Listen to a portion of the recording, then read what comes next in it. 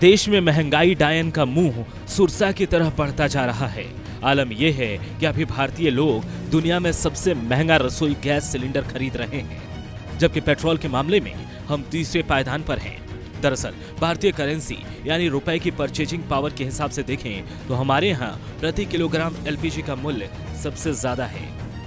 Purchasing power के हिसाब से एलपीजी $3.5 प्रति किलोग्राम के भाव है, जबकि लोगों की प्रतिदिन की आय का 15.6% हिस्सा इस पर खर्च हो रहा है। प्रति व्यक्ति की रोजाना आमदनी में से इतना बड़ा हिस्सा दूसरे किसी देश में खर्च नहीं हो रहा।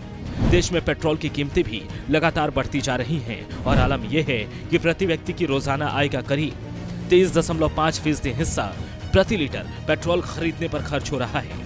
भारत से आगे उसके दोनों पड़ोसी देश नेपाल में पेट्रोल पर रोजाना कमाई का 38.2% हिस्सा खर्च करना पड़ रहा है, जबकि पाकिस्तान में 23.8% हिस्सा पेट्रोल की खरीद पर जा रहा है। भारत में डीजल के दाम भी 100 रुपए प्रति लीटर के पार चले गए हैं। ऐसे में यहाँ रोजाना इनकम का 20.9% हिस्सा इसकी खरीद पर जाता है। भारत से आगे नेपाल 34%, पाकिस्तान 22.8% जैसे 7 देश हैं। इसके उलट विकसित देशों में प्रति व्यक्ति की रोजाना आय के मुकाबले पेट्रोल, डीजल और रसोई गैस पर बेहद कम अनुपात में खर्च हो रहा है। अमेरिका में पेट्रोल पर रोजाना आमदनी का महज 0.6% तो डीजल पर 0.7% राशि खर्च करनी पड़ती है।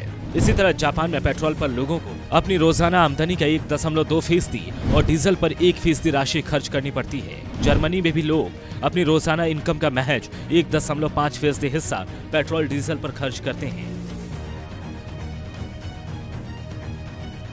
अंतर्राष्ट्रीय बाजार में डॉलर के मुकाबले भारतीय करेंसी की हालत और दूसरे देशों में बिकने वाले पेट्रोल, डीजल की वहां की करेंसी के हिसाब से इसकी कीमतों की गणना की गई है। ऐसे में भारत में एलपीजी की प्रति लीटर कीमत $3.5 आती है, जो किसी भी दूसरे देश के मुकाबले सबसे ज्यादा है। भारत के बाद तुर्की, फिजी और यूक्रेन जैसे देशों का नंबर आता है। इसी तरह डीजल की प्रति लीटर कीमत $4.6 आती है, जो दुनिया में 8वां सबसे महंगा रेट है। सूडान में सबसे महंगा $7.7 प्रति लीटर का रेट डीजल पर आता है। अफ्रीकी देश बुरुंडी में प्रति लीटर पेट्रोल की लागत वहां के नागरिकों की रोजाना कमाई का 180% से भी ज्यादा आती है। ये सभी आंकड़े IMF की ओर से अलग देशों की करेंसी स्टेटस को लेकर जारी रिपोर्ट के आधार पर बनाए गए हैं। इससे पता चलता है कि ग्लोबल मार्केट में डॉलर के मुकाबले रुपए की कमजोरी का असर किस तरह घरेलू बाजार में उपभोक्ताओं पर दिख रहा है। नमस्कार, मैं हूं मानक गुप्ता।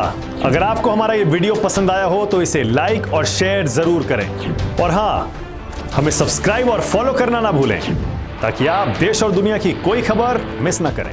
तो जुड़े रहिए हमारे साथ और देखते रहिए न्यूज़ 24।